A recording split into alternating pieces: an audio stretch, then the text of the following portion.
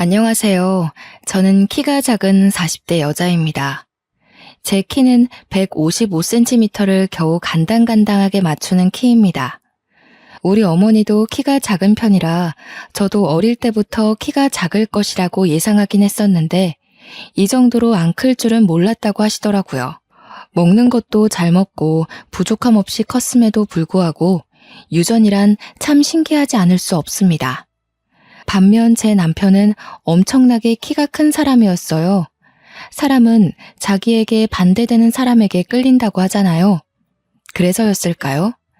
남편에게 한눈에 반해서 제가 졸졸 쫓아다녔고 결국 저에게 두 손 두 발을 닫은 남편은 저와 결혼까지 골인했습니다. 저와 남편이 연애할 시절 사람들이 뭐라고 우리 커플을 불렀는지 아세요?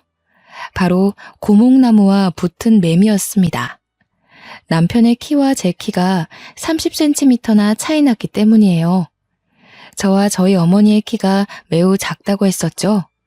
하지만 시댁 식구들은 정말 키가 무지하게 컸었습니다. 상견례 자리에서 고개를 하늘로 치켜들고 봐야 할 정도로 키 차이가 어마무시했어요. 시부모님도 남편의 형제들도 전부 키가 크더라고요.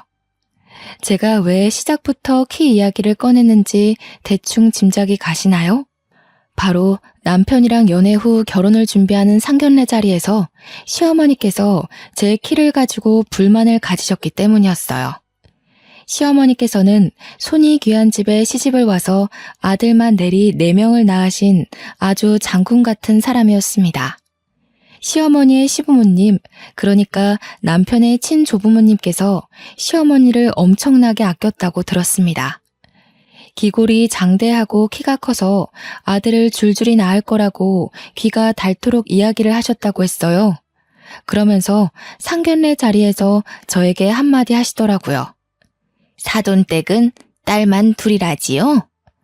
예, 제가 딸만 둘을 낳았습니다. 그런데 무슨 문제라도. 아닙니다. 문제는 없죠. 단지 사돈이 키가 작아서 딸만 줄줄이 낳은 것 같아서 하는 말이죠.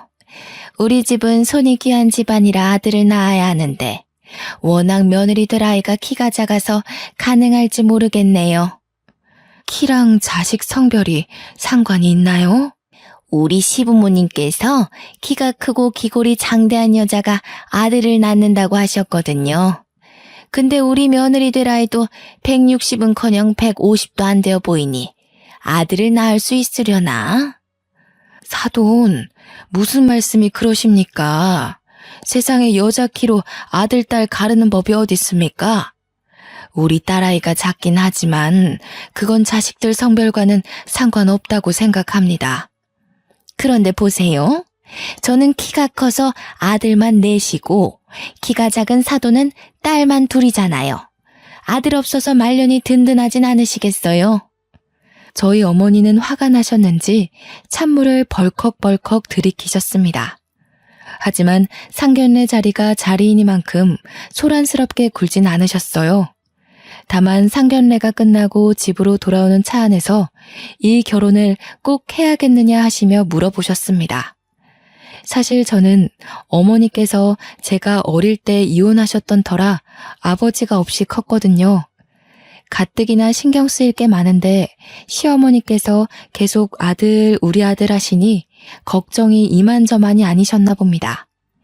저도 솔직히 시어머니께서 상견례 자리에서 저런 이야기를 꺼내실 줄은 상상도 못했던지라 조금 걱정이 되긴 했고요. 아무래도 나는 영 찝찝하다. 네가 어디가 모자란 것도 아니고 키는 뭐 큰 애들은 크고 작은 애들은 작은 거지. 그게 마음대로 됐으면 무슨 세상에 키 작은 사람이 어딨어? 아휴, 엄마 너무 신경 쓰지 마. 내세울 게 그것뿐이신 분이라 그런가 봐. 어떻게 신경을 안 쓰니? 네가 그런 집으로 시집을 가겠다는데 아주 그냥 아들 하는 꼴이 영 마음에 안 든다. 내가 엄마한테 2배로 더 잘할게요.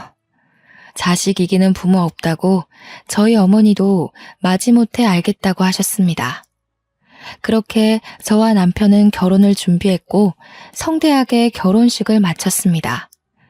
남동생이 셋이나 있는 남편은 참 성실하고 지혜로운 사람이었습니다.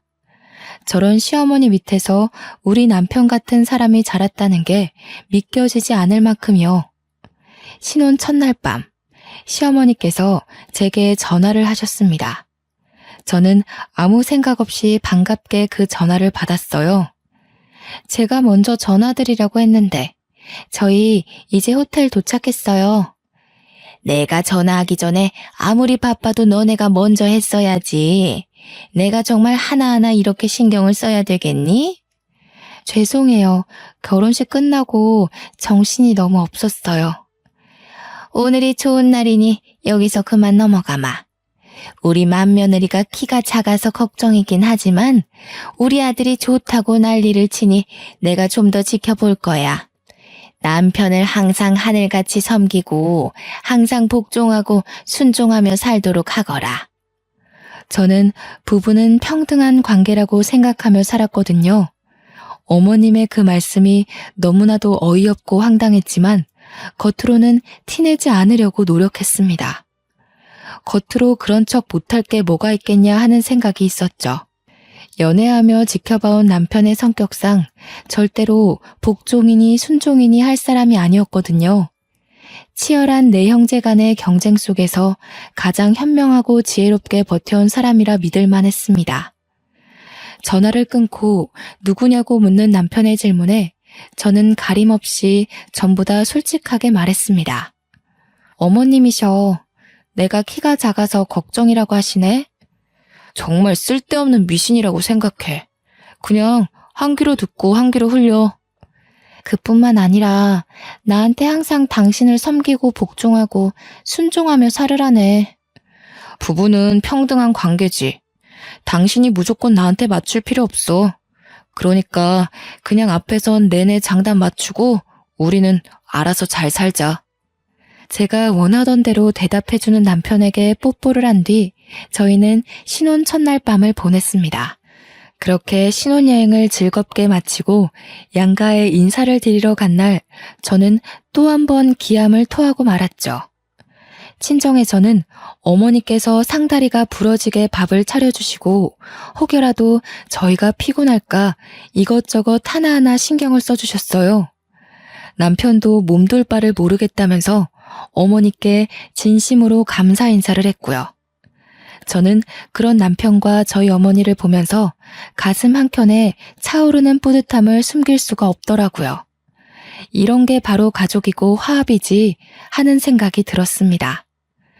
남편 없이 혼자 고생하며 저를 키우셨던 어머니께서 든든한 사위를 맞이한 것 같다면서 매우 기뻐하셨거든요. 그렇게 분위기 좋은 상태로 시댁에 갔는데 시댁의 분위기는 심상치 않았습니다. 제가 도착하자마자 일단 절부터 하라고 하시더니 앉아서 덕담을 가장한 무리한 요구를 하셨어요. 다른 건 필요 없다. 우리 집안은 손이 귀한 집안이니 아들을 낳거라. 고추가 아니면 아무짝에도 쓸모가 없어. 손이 귀한 집이라고 하기엔 남편의 동생 3명이 전부 다 남자인데 말이죠. 워낙 남아선호 사상이 큰 집안인 건 알고 있었지만 신혼여행을 마치고 돌아오자마자 아들 타령하시는 게 솔직히 너무 부담스러웠습니다. 제가 어떤 대답을 해야 할지 몰라서 우물쭈물하고 있자 남편이 옆에서 심드렁하게 대꾸를 대신 해주었습니다. 나는 딸 낳고 싶은데 형제들만 있다 보니까 애교 있는 딸 낳아서 예쁘게 키우면 그것도 너무 행복할 것 같네. 그러자 시어머니께서 노발대발 난리가 난 거예요. 시아버지가 큼큼 하시면서 말을 아끼시는데 시어머니께서 저에게 화를 내시더라고요. 우리 아들을 어떻게 구워 삶았길래 장손입에서 딸을 담아? 딸을 낳더라도 무조건 아들 낳고 낳아. 아니, 그게 무슨 내가 아들 낳고 딸 낳을게요 하면 그렇게 나오나? 내가 아들 씨를 줘야 아들이 나오는 거지. 남편은 이죽거리면서 대꾸했습니다. 틀린 말이 하나도 없었기에 시어머니께서도 부글부글 끓어오르는 마음을 꾹 삼키시는 게 보였습니다. 저는 속으로 너무 통쾌해서 소리를 지르고 싶은 심정이었고요. 둘째, 셋째 막내 도련님도 저에게 인사를 하시더라고요. 막내 도련님은 정말 막내답게 큰 형을 잘 따랐었는지 저에게 너무나도 살갑게 대해주셨습니다. 신혼여행에서 재미는 있었는지 형이랑 어떻게 알게 되었는지 정말 첫사랑 이야기를 해달라고 조르는 여고생처럼 찰싹 달라붙어서 이것저것 물어보시더라고요. 저는 막내 도련님에게 알게 모르게 정이 쓱 들었습니다. 이 집안에서 왠지 제 편을 들어줄 사람은 남편과 막내 도련님 뿐이겠구나 하는 생각이 들었기 때문이었어요. 정말 제 생각처럼 둘째, 셋째 도련님은 저에게 시큰둥해하면서 약간 비협조적이더라고요. 시어머니의 말씀대로 아들이 최고지 하는 사상을 가지고 있는 것 같았습니다. 제가 무슨 말을 걸어도 퉁명스럽게 네네 하고 대답하는 게 전부였고 대화를 이어가려고 노력하지 않았어요. 제가 조금 의기소침해져 있자 막내 도련님이 제게로 슬쩍 다가와서는 숨겨진 이야기를 해주었습니다. 사실은 저희 부모님께서 첫째 형님께 재산의 반을 물려주겠다고 선포를 해두어서 저래요. 배알이 꼴려서 형수님께 괜히 핀잔 드는 거예요. 남아 선호 사상이 워낙 크고 첫째 아들에 대한 집착이 남다르다는 것을 애초에 느끼긴 했지만 재산의 반을 준다는 소리는 처음 듣는 소리라 조금 놀랐습니다. 시댁이 원래 살던 시골 동네 일대의 땅을 전부 가지고 있다는 이야기는 남편에게 미리 들어서 알고 있었거든요. 그것의 반이 우리 남편에게 온다고 생각하니 속물이라 생각하셔도 할 말 없을 정도로 기대가 조금 되긴 하더라고요. 그 땅이 토양이 좋고 해가 좋아서 농사를 지으면 농작물이 쑥쑥 크는 비옥한 땅이라고 들었거든요. 물론 재산의 반을 받기로 했다는 우리 남편은 정작 별 생각 없어 보이긴 했지만요. 남편은 농사와는 거리가 먼 사람이었습니다. 공장 기술 관리직으로 일하고 있었고 그 자격증을 따기 위해 20대 초반부터 죽어라 공부했다는 걸 알고 있었거든요. 몇 번의 고백 끝에 얻어낸 자격증이라 자기 일에 자부심도 있었고요. 저는 그런 남편의 성실한 모습에 반했던 터라 남편이 관심 두지 않는 땅에 저 또한 관심을 끊기로 했습니다. 그렇게 시간이 흐르고 흘러서 신혼생활에 서로 적응하고 깨를 볶던 어느 날이었습니다. 남편은 평소와 다름없이 출근을 했고 저 또한 회사에 출근을 해서 정신없이 일을 하고 있었습니다. 아무런 문제도 없는 날이었어요. 꿈자리가 뒤숭숭하지도 않았고 기이한 일이 일어나지도 않았던 지극히도 평범한 하루였죠. 하지만 점심시간이 지나서 걸려온 한 통의 전화에 저는 온 세상에 시커멓게 변하는 듯한 기분을 겪게 되었습니다. 남편이 사고를 당했다는 이야기를 듣게 되었거든요. 회사에 제대로 말도 못하고 손만 벌벌 떨면서 팀장님께 급하게 가봐야겠다고 이야기를 하니 제 얼굴을 보고 묻고 따지지도 않고 보내주셨습니다. 저는 택시를 어떻게 잡았는지 병원에 어떻게 도착했는지도 생각이 전혀 나지 않아요. 어떻게 병원에 도착해서 응급실에 들어가 남편을 찾았는데 이미 그 자리에 남편이 없더군요. 남편 이름을 애타게 부르며 찾으니 저를 영안실로 안내해줬어요. 이미 잠들어버린 남편의 창백한 얼굴을 보는데 정신을 잃고 말았습니다. 눈을 떠보니 연락을 받고 도착한 막내 도련님과 시부모님이 제가 깨어나길 기다리고 계셨더라고요. 제가 눈을 뜨자마자 시어머니께서는 제 멱살을 잡고 난동을 부리기 시작하셨습니다. 기어코 이런 사달이 날 줄 알았어. 니년이 기어코 내 아들을 잡아먹어? 어머니, 형수님도 충격에 지금 힘드실 텐데 무슨 짓이에요? 자식을 잃은 나만큼 속이 상하겠느냐. 아이고, 이래서 키 작은 것들은 불경하다고 절대 집안에 들이는 게 아니랬는데. 아이고, 우리 첫째 그렇게 가버려서 어떡하나. 아이고. 저는 눈물만 줄줄 흘리고 있느라 아무 반격도 대꾸도 할 수 없었습니다. 시어머니는 제 멱살을 잡고 계속 쥐어 흔드시며 눈물을 흘리고 소리를 치셨어요. 모든 게 다 제 탓이라고 돌리고 싶으셨겠죠. 남편은 공장 시설 점검을 하다 갑자기 오작동 되어버린 기계에 빨려 들어가 질식사로 사망하게 되었다는 이야기를 추후에 전해 들었습니다. 정말 이야기를 듣는 내내 현실감이 하나도 느껴지지 않아서 꿈속에 있는 것 같았어요. 시어머니는 옆에서 제가 나쁜 년이라고 소리를 치시며 계속 우셨어요. 장례를 치르는 내내 저는 밀랍 인형처럼 바싹 마른 채로 남편의 영정사진만 하염없이 바라보았습니다. 둘째 도련님과 셋째 도련님은 자리를 지킬 생각도 하지 않고 방문한 손님들과 이야기를 나누며 술을 마시기 바빴고요. 유일하게 제 옆을 지키며 끊임없이 저를 위로해준 사람은 막내 도련님 뿐이었습니다. 시부모님은 저와 눈이 마주칠 때마다 저에게 욕설을 퍼부었고요. 저는 남편을 잃은 슬픔도 컸지만 못내 저를 비난하는 시선을 더 견디기 힘들었습니다. 그렇게 남편을 장지에 묻을 때에도 저는 한 발자국 뒤에 서서 남편이 땅속에 묻히는 걸 지켜봐야 했어요. 제가 가까이 다가갈 수도 없을 만큼 시댁 식구들이 저를 배척했거든요. 계속해서 막내 도련님만 저를 위해 다른 가족들에게 화를 내고 소리도 쳐주었습니다. 둘째 도련님은 아예 시큰둥한 얼굴로 저에게 위로의 말 한마디도 건네지 않았고요. 그 옆에 서 있는 셋째 도련님 또한 똑같았습니다. 남편은 그런 동생들도 가족이라고 극진히 챙겼었는데 사람의 탈을 쓰고 저렇게 쓰레기처럼 굴어도 되나 싶더라고요. 모든 절차가 마무리된 뒤 시어머니께서 잠깐 보자면서 가족들을 전부 추모공원에 있는 휴게실로 불러 모으셨습니다. 그러더니 저를 한껏 째려보고는 말씀을 이어나가셨어요.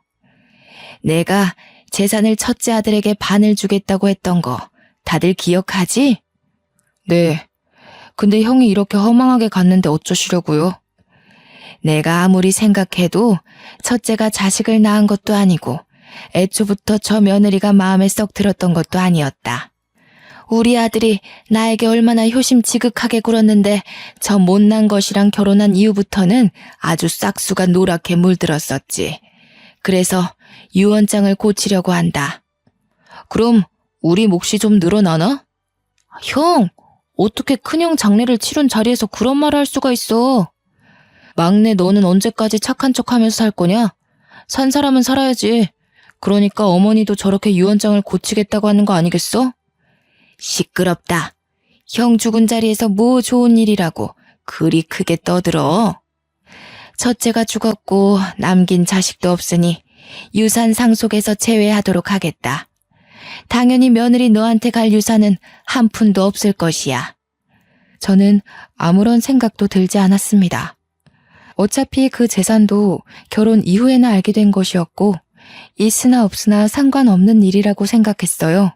저는 남편을 잃은 과부인데 그깟 재산이 눈에나 들어오겠습니까?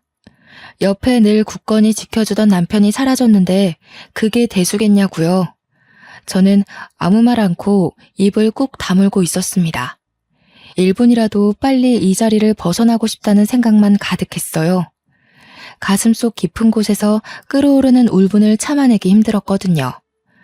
어쩌다가 우리 남편은 이런 가족들 사이에서 자라게 된 것인지 막내 도련님 혼자 고군분투하는 걸 보니 너무 가슴이 먹먹했습니다. 동생들을 알뜰살뜰 챙기던 남편이고 시부모님에게 더없이 효도하던 착한 아들이었는데 마지막 가는 길에서 고작 한다는 소리가 재산 이야기라니. 참 사람 일이라는 게 이렇게나 더럽게 느껴질 줄은 몰랐습니다. 둘째가 이제 맞이나 다름없으니 50%를 주고 셋째와 막내에게 각각 25%씩 재산을 나누는 걸로 하겠다. 아이고, 우리 형님 이렇게 가시면서 제게 큰 선물 주시고 가네. 형수님께 감사드려야 할 일인가요? 형수님, 고맙습니다. 형! 소리는 왜 지르고 그래? 그렇잖아. 어머니 말씀대로라면 형수님 만나서 우리 형 팔자가 꼬인 거 아니야. 그 덕에 내 배만 부르게 생겼어. 이런 자리에서 경거망동하게 굴지 마라. 추모는 확실하게 하고 짚을 건 확실하게 짚자는 주의니까 그런 거지. 너랑은 더 이상 볼 일 없다. 네 남편 추모는 알아서 하고 더러운 인연이니 보지 말자꾸나. 저는 다시 남편이 묻힌 묘자리로 가서 비석을 끌어안고 한참을 봉분에 엎드려 울었습니다. 어떻게 자기 친형이 죽었는데 그깟 재산 한두 푼 때문에 웃음을 흘릴 수 있을까요? 저에게 고맙다고 이야기를 하는데 정말 미친놈인 줄 알았습니다. 돈에 눈이 멀어 가족이고 뭐고 아무것도 보이지 않는 사람처럼 행동하는 동생들을 믿고 의지했던 남편이 너무 불쌍했어요. 하늘에서 이런 모습 보며 상처받을까봐 걱정도 되었고요. 2번 다시는 보지 말자면서 모질게 저를 내치는 시댁 식구들 사이에서 막내 도련님만 하염없이 저에게 미안해했습니다. 저는 막내 도련님에게도 아무 말도 할 수 없었습니다. 남편의 식구들에게 정말 치가 떨릴 정도로 실망했기 때문이었어요. 하지만 순환은 여기서 끝나지 않았습니다. 남편과의 추억이 담긴 물건들을 정리할 엄두가 나질 않아 집에서도 눈물바람으로 지내기를 일주일 정도 했을까요? 회사에도 휴직을 신청해야 하나 고민을 하고 있었는데 부동산에서 전화가 걸려오더군요. 저는 부동산에서 하는 이야기를 듣고 정신이 번쩍 들었습니다. 집주인분께서 집을 팔겠다고 내놓으셨는데 이사 날짜는 정하셨어요? 혹시 이사갈 집 아직 안 정하셨으면 저희 부동산에 들러서 집 좀 보세요. 집을 팔다뇨? 그게 무슨 소리세요? 이 집은 저희 남편 집이고 저희 남편이 사망해서 집 용의자가 윤복자로 되어 있으시거든요? 저희 시어머니였어요. 생각해보니 시댁에서 집을 해주시겠다곤 했으나 명의를 남편 명의로 돌려주셨는지까지는 정확하게 모르고 있었어요. 그저 아들 집 내가 해줬다라고만 늘 말씀하셨기에 남편의 명의인 줄로만 알고 지냈었죠. 시어머니께서는 본인 명의의 집을 저희에게 빌려주신 것이었고 남편이 사망하자 집을 팔아버리신 거예요. 혹여라도 제가 그 재산을 갈취할까봐 한 푼도 주고 싶지 않은 마음에서 말이죠. 저는 결국 그 집에서 쫓겨나듯 나와야 했습니다. 제 집만 겨우 챙기고 앨범 몇 개만 챙겨서 말이에요. 불시에 들이닥친 부동산 사람들과 집을 보러 온 세입자들이 불편해한다는 이유로 시어머니께서 제게 퇴거 명령을 내리신 겁니다. 부동산 사람들 전화를 받게 한 것도 모자라 내용 증명까지 받게 되니 정말 너무 모질구나 하는 감정밖에 들지 않았습니다. 본인의 아들이자 제 남편이 죽었는데 일말의 감정도 없이 이렇게 일을 처리할 수 있을까 하는 생각이 들었어요. 정말 매일같이 저를 쫓아내고 싶어 했었구나 하는 생각밖에 들지 않았고요. 저는 결국 친정으로 돌아가게 되었습니다. 제 짐이 고작 큰 캐리어로 3개밖에 나오지 않더라고요.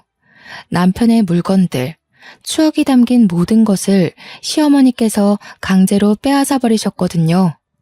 저에게 남편을 추억할 수 있는 물건이라고는 연애 때부터 함께 차곡차곡 쌓아갔던 앨범뿐이었습니다. 그래도 제가 부인이라는 이유로 남편의 회사에서 산재 처리로 지급된 보험금은 저에게 들어오더군요. 하지만 그 돈은 적금으로 묶어 한 푼도 사용하지 않기로 결심했습니다. 남편이 저에게 준 마지막 선물이니까요. 위로금이 넉넉할지라도 제 옆에 남편이 없다는 사실이 너무 개탄스러웠습니다. 친정 어머니께서도 제가 넋이 나가 집으로 돌아오자 저를 붙잡고 한참을 우셨습니다.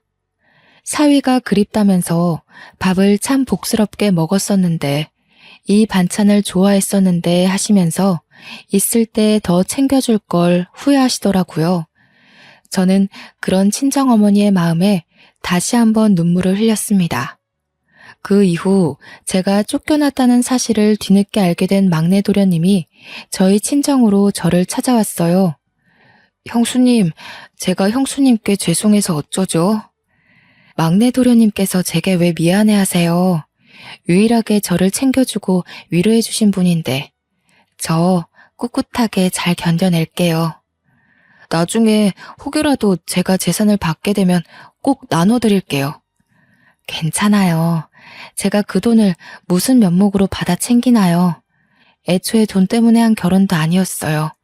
그 돈을 욕심내본 적도 없고요. 그저 도련님만큼은 꼭 행복하게 사셔요. 그래도 간간히 연락은 드려도 되죠? 그럼요. 제가 괜찮아지면 밖에 밥이라도 한 끼 먹어요. 그렇게 막내 도련님과는 연락을 하면서 지내게 되었습니다. 그 외에 시댁 식구들과는 일절 연락을 하지 않고 지냈고요. 물론 그쪽에서도 저에게 먼저 연락하는 일은 없었습니다. 한 가족이라고 생각하고 지냈었는데 이런 식으로 인연이 끊기니 참 우습더라고요. 그렇게 몇 개월이 지나고 막내 도련님에게 연락이 왔습니다. 결혼할 여자가 생겼는데 저에게 꼭 소개를 시켜주고 싶다는 내용의 연락이었어요. 저는 축하할 일이라고 생각했기에 흔쾌히 만날 약속을 잡았습니다. 막내 도련님이 결혼할 여자라며 저에게 인사를 시켜준 사람은 정말 너무 귀엽게 생긴 여자분이었어요. 저에게 이야기를 다 들었다면서 형님으로 모시고 싶다고 하길래 손사래를 쳤습니다. 그러자 막내 도련님께서 형수님은 영원히 자기의 형수님이라고 하더라고요. 형님이라고 부르고 싶어요. 이이가 얼마나 형님 칭찬을 했었는지 제가 질투가 다 날 정도였다니까요. 이제 가족이라는 인연의 끈도 끊어져 가는데 제가 그런 대우를 받아도 될지 모르겠어요. 무슨 소리를 하시는 거예요? 언제까지고 저의 큰 형님의 하나뿐인 가족이신데 그런 식으로 말씀하시면 섭섭합니다, 형수님. 늘 이렇게 마음 써줘서 너무 고맙습니다. 형님, 제가 아무리 그래도 마음 붙일 사람이 형님뿐인 것 같아요. 그러니까 저를 도와주신다 생각하시고 내치지 말아주셔요. 저는 그 고운 마음씨에 반했습니다. 끼리끼리 만난다고 둘째 도련님과 셋째 도련님은 결혼해서도 시댁에서 얼굴을 본 게 손에 꼽힐 정도였거든요.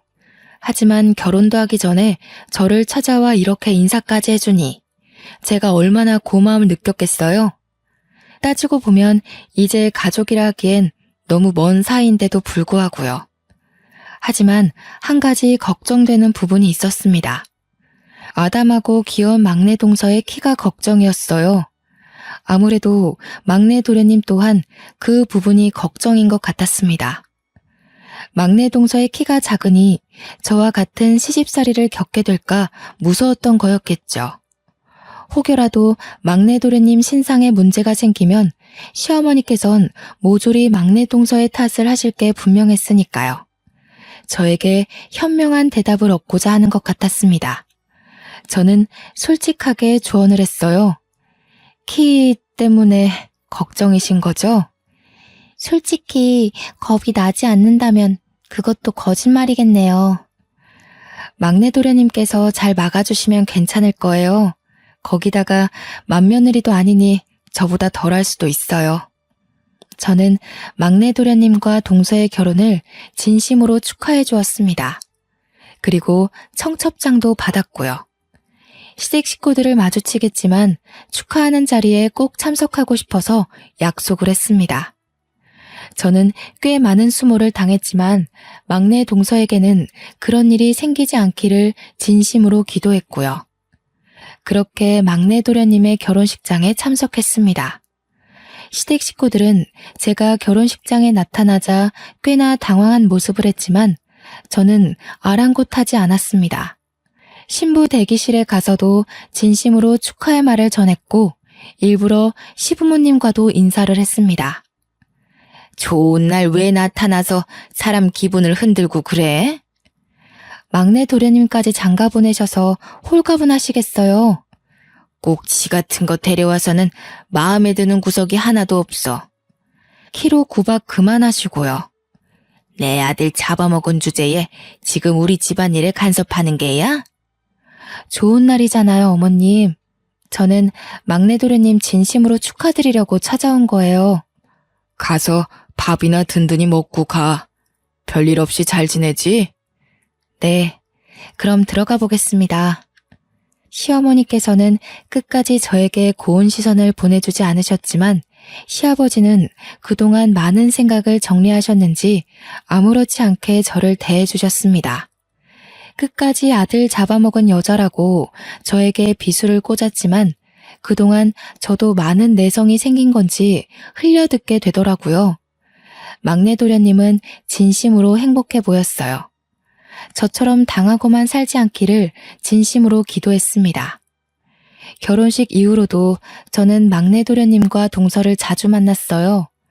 동서는 시댁 식구 중에 마음을 붙일 사람이 전혀 없었는지 저에게 갖가진 괴로움을 토로했습니다. 사람은 참 변하지 않는다고 시어머니께서는 여전히 키로 사람을 구별하는 것 같았습니다. 그 와중에 막내 동서는 임신까지 했는데도 여전히 딸 낳을 게 뻔해서 궁금하지도 않다고 막내 동서에게 상처를 주셨더라고요. 그러더니 시어머님께서 저에게 딱 말씀하시더라고요. 키가 작아서 아들 낳겠다고요. 남편이 화내지 않았으면 저 정말 심장이 터졌을지도 몰라요. 그 자리에서 대들기가 쉽지 않지. 키가 작아서 아들 못 낳을 거라는 건 도대체 어느 시대 발상인지 모르겠어. 그것뿐만이 아니에요. 임신 초기라 조심해야 하는데 어차피 딸 낳을 건데 조심할 필요가 있겠냐고. 첫 아이를 딸 낳으면 그때부터는 줄줄이 아들 낳는 길이 막힌다고. 아, 참. 그래서 쉬지도 못하고 내내 시댁에서 일만 하다 온 거야? 어쩌겠어요. 형님들은 아무도 안 오시지. 일할 며느리는 저밖에 없지. 이제 와서 저한테 도망간 첫째 며느리는 일은 잘했다고 비교를 하시지 뭐예요. 저는 막내 동서를 매번 달래주었습니다. 가끔 만날 때면 임신 중이라 분명 몸무게가 늘어야 하는데 꼬투리를 잡아 시집살이를 시키는 시어머니 때문에 하루하루 말라가더라고요. 저의 과거를 보는 것 같아서 마음이 참 아팠습니다. 그러던 도중 시아버지께서 농사를 지으시다가 농기계가 뒤집어지면서 큰 사고를 당했다는 소식을 접했습니다. 시아버지의 안위도 걱정되었지만 모든 화살이 막내 동서에게 씌워질까 겁이 났죠. 시아버지께서는 시름시름 앓다가 결국 첫째 아들 옆에 묻히게 되었습니다. 당연히 저도 장례식장에 참석을 했어요. 일찌감치 찾아뵙고 싶었지만 제 일이 바빠 발이 나는 날 오전에서야 장례식에 참석할 수 있었고 추모공원까지 함께 참석했습니다. 그런데 막내 동서를 엄청나게 닥달하고 잡아먹을 것처럼 굴 줄 알았던 시어머니께서 은근히 아들들의 눈치를 보고 계셨습니다. 저는 저에게 했던 것과 달리 막내 동서의 옆에 은근히 붙어서 둘째, 셋째 도련님 가족들의 눈치를 보는 시어머니가 참 이상하게 느껴졌어요. 시어머니께도 인사를 드리고 집으로 돌아와 막내 동서에게 수고했다고 연락을 했습니다. 그러자 막내 동서가 저에게 조용히 비밀을 말해주더라고요. 장례식장에서 큰 소란이 있었어요. 시어머니께서 제 옆에 은근히 붙어있는 거 보셨죠? 무슨 소란이 있었길래 그래? 나는 막내 동서한테 덮어 씌울 줄 알고 솔직히 걱정 많이 했어. 글쎄, 둘째, 셋째 형님들이 유산을 내놓으라고 어머님을 협박하듯 겁을 주시더라고요. 그 재산 다 들고 죽으면 무슨 소용이 있냐면서 아버지도 돌아가셨는데 당장 내놓으라고요. 뭐? 장례식장에서 그랬단 말이야? 저랑 남편이 얼마나 놀랬겠어요. 남편은 형들 말리고 저는 어머님 옆에 서서 그러지들 마시라고 소리 지르고 시어머니께서 자기 죽거든 가져가라고 울면서 소리치시고 금이야 오기야 키운 아들들이 돈 때문에 하극상을 벌이니 어머님도 엄청 놀란 눈치시더라고요. 그전까지는 이렇게 대놓고 달라고 한 적이 없었대요. 그래서 어머님은 지금 어디 계신데? 형님들이 죽일 것 같은 기세로 달려드니 무서우셨겠죠. 그래서 지금 저희 집에서 지내고 계셔요. 다행히 저희 집에 오신 뒤로 시집살이며 구박이며 하나도 없이 조용히 지내고 계세요. 그렇게 시집살이를 시키더니 못돼 먹은 아들들에게 결국은 이런 꼴로 쫓겨나듯 도망치게 된 거였죠. 저는 고소하다는 생각이 들면서도 말년이 참 힘드시겠다 싶었습니다. 동서에게 잘 이겨내라고 말한 뒤 한동안 까먹고 지내고 있었어요. 한 달이 좀 지났을까 갑자기 막내 동서에게 급하게 연락이 오더라고요. 형님, 혹시 시어머니께 연락받은 거 없으셔요? 없는데? 왜? 무슨 일 있어? 제가 거의 출산이 임박해서 마지막 진료를 보러 산부인과에 갔다 온 사이에 시어머니께서 사라지셨어요. 울면서 소리치는 동서가 걱정되어 저는 집에서 일을 하고 있다가 당장 동서네 집으로 달려갔습니다. 집은 난장판이고 경찰도 와 있더라고요. 경찰은 강도 사건으로 생각하고 조사를 하고 있다고 지문이며 발자국 같은 걸 채취하고 있었습니다. 엘리베이터 CCTV 화면에 복면을 쓴 남자 둘이 동서네 집 층에 내렸고 복도 CCTV에도 문을 열고 들어온 흔적이 남아 있었습니다. 동서는 울면서 경찰의 말에 성실하게 대답을 하고 있었어요. 저는 만삭인 동서에게 무리가 갈까봐 무척이나 걱정이 되었습니다. 아, 생각났어요. 저 집에 아이가 태어날 걸 생각해서 거실이랑 안방에 홈 CCTV를 며칠 전에 설치해뒀어요. 움직임을 감지하는 CCTV라 아마 찍힌 게 있을지도 모르겠어요. 동서는 헐레벌떡 컴퓨터를 켜서 녹화된 부분이 있는지 찾아보기 시작했어요. 그러자 파일 여러 개가 있더라고요. 거실 CCTV를 확인하는데 복면을 쓴 남자 둘이서 집으로 들어와 시어머니를 막 잡아당기고 난투를 벌이고 있더라고요. 그 순간 시어머니께서 한 남자의 복면을 확 벗겨내는데 저는 정말 큰 충격을 받았습니다.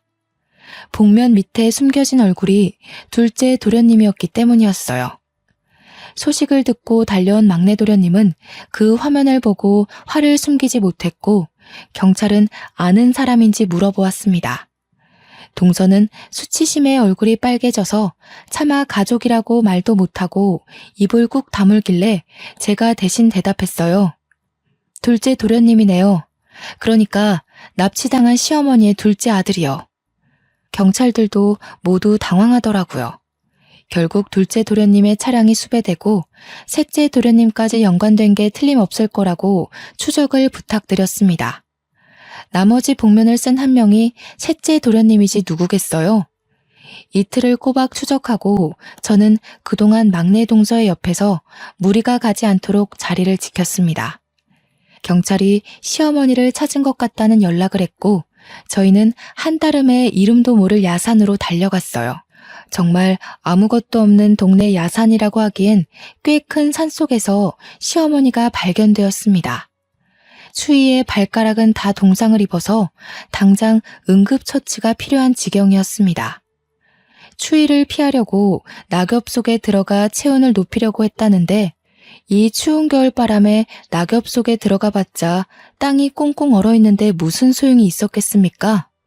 막내 동서는 그런 시어머니의 모습을 보자마자 울고 불고 난리가 났고요.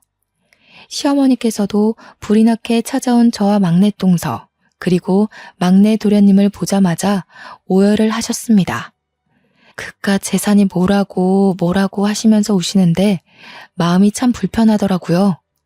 시어머니께서는 병원에서 안정을 찾고 기본적인 검사를 마친 뒤 발가락 동상 치료를 받기로 했습니다. 경찰들도 입원실에 찾아와 시어머니께 진술을 받아갔고요. 결국 둘째 도련님과 셋째 도련님은 검찰로 넘겨지게 되었습니다. 뉴스에서도 얼마나 대대적인 보도를 하던지 주위 사람들이 도련님들 이야기인 걸 모를 수가 없겠더라고요. 당연히 살인미수로 두 사람 모두 재판에 넘겨지게 되었고 유산에 눈이 멀어 버린 짓이라는 게 밝혀졌습니다. 아이러니하게도 존속 살인미수로 인하여 유산을 받을 자격 또한 박탈되었고요. 나중에 와서 둘째, 셋째 도련님들의 처가댁에서 시어머니를 찾아와 빌고 또 빌었지만 시어머니께서는 절대 용서도 합의도 없다고 못 박으시더라고요. 그날의 일로 느낀 게 많았는지 출산하러 간 막내 동서 대신 어머님 옆을 지키고 있던 저에게 넌지시 이야기를 하시더라고요. 내가 참 인생을 헛똑똑이로 살았지 뭐냐. 솔직히 그동안 키 가지고 저나 막내 동서한테 너무 하시긴 했죠. 이제 와서 내가 반성할 마음이 드는구나. 내가 이 돈 다 가져가서 어디다 쓰겠니? 막내 아들네 다 주고 툴툴 털난다. 잘 생각하셨어요. 아이도 출산하러 갔는데 큰 보탬이 될 거예요. 내가 우째 걔네만 챙기겠니? 내가 너한테도 줘야지. 괜찮습니다, 어머님. 제가 그 돈 욕심나서 결혼한 것도 아니었고. 내가 너한테 모질게 굴었던 걸 이 돈으로 용서받고자 하는 게 아니다. 그냥 내 마음이 불편해서 그래. 우리 첫째 아들 몫이다 생각하고 받아두거라. 나중에 시어머니께 이야기를 들은 막내 도련님도 제게 그 돈을 꼭 받으라고 하더라고요. 결국 저는 유산 중 10억을 상속받게 되었습니다. 막내 동서는 떡두꺼비 같은 아들을 무사히 출산하였고요. 그제서야 시어머니께서는 고작 키 때문에 며느리들을 차별하고 모질게 굴었다며 저와 막내 동서에게 진심으로 사과를 하셨습니다. 지금은 막내 도련님 댁에서 떡두꺼비 같은 손자를 키우며 행복하게 지내시고 있고요. 몇 달 전 저에게 넌지시 시어머니께서 만나는 남자는 없냐고 물어보시더라고요. 우리 첫째가 그리 황망하게 간 거야 슬프긴 하지만 너도 네 인생 살아야 하지 않겠니? 왜 만나는 남자가 하나도 없어? 저는 죽어도 우리 아들 하실 줄 알았는데 저에게 그런 말을 하실지 몰라서 조금 당황했습니다. 옆에서 막내 동서가 좋은 사람이 있다면서 선자리를 주선해도 괜찮겠냐고 끼어들었고 시어머니께서 당장 약속 잡으라며 난리를 치셨습니다. 꼭 한번 만나봤으면 좋겠다고 하더라고요. 저는 못 이기는 척 그 자리에 나갔고 막내 동서의 말대로 착한 성격에 모난데 없이 아주 둥근 사람이더라고요. 성격도 취미도 생활 패턴까지 잘 맞아서 며칠 전 결혼식을 올리고 신혼여행까지 조촐하게 다녀왔습니다. 다음 주 주말쯤 막내 동선의 집에 찾아가서 인사를 드리려고 합니다. 그동안 많이 힘들었지만 앞으로는 행복한 날만 있길 기대해 봅니다. 감사합니다.